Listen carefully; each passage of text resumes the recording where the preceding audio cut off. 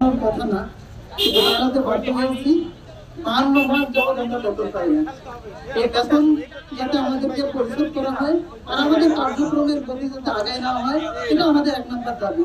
2 নম্বর দাবি সেটা হচ্ছে আমাদের শিক্ষার্থীরা অসংখ্য সংকটে ভুগতেছে। তারা ঠিকমতো ক্লাস করতে পারতেছে না, তাদেরকে সঠিক আউটপুট দেওয়া যাচ্ছে না।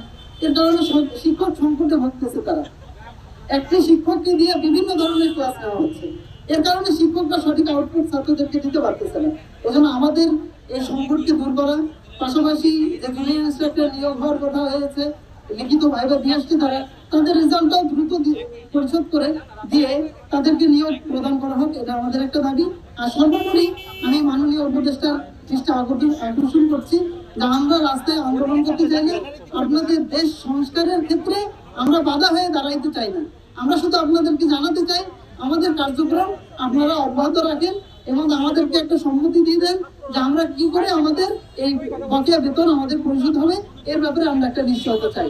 এবারে আমি আমাদের এই নতুন দেশ গড়ার যারা মূল শিক্ষার্থীদেরকে স্মরণ করি, যারা শহীদ হয়েছে, যারা আহত হয়েছে, এবং আমাদের এই নতুন সরকারকে স্বাগতম জানিয়ে আমি শুরু করতে চাই।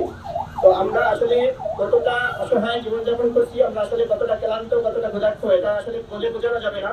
এই বর্তমান সময়ে 52 মাস টানা বেতনবিহীন একজন মানুষ কিভাবে চলতে পারে, এটা আপনারা সাংবাদিক ভাইয়েরা সহজেই বুঝতে পারবে। এটা মনে হয় আমার ব্যাখ্যা করার কোনো দরকার নেই।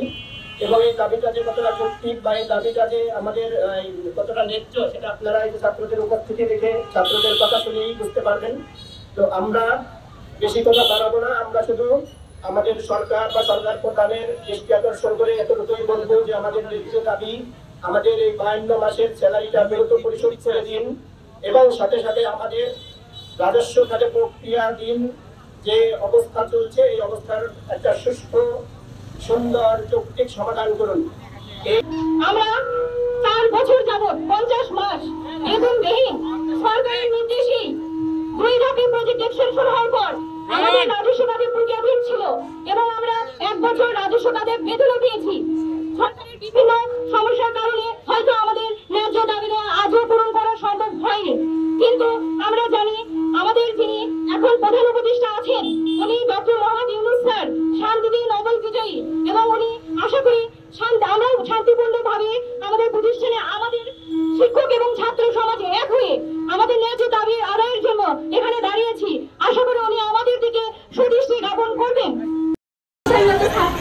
আমরা এখানে মূলত আমাদের শিক্ষকদের সমর্থনে এসেছি, আমাদের শিক্ষকের পক্ষে রয়েছি। তারা দিনের পর দিন বছরের বছর আমাদের পাঠদান করাই যাইতেছেন, কিন্তু তারা তো কোনো তার পারিশ্রমিক পাইতেছেন না। এটা পারিশ্রমিক মূলত তাদের অধিকার, এটা তাদের একটি সম্মান, কিন্তু সেটা তারা পাচ্ছেন না। এটার জন্য আমরা সরকারের প্রতি, কর্তৃপক্ষের প্রতি আবেদন করবো যে আমাদের ম্যামদের অধিকার যেন